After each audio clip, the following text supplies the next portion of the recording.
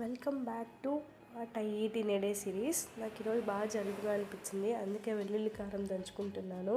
So ఈ వెల్లుల్లి కారం అన్నంలో తినలేక నేను దోశకు వేసుకుంటున్నాను. సో దోశ వెల్లుల్లి కారం తిన్నాను, అయినా నాకు అసలు ఏం టేస్టే తెలియలేదు.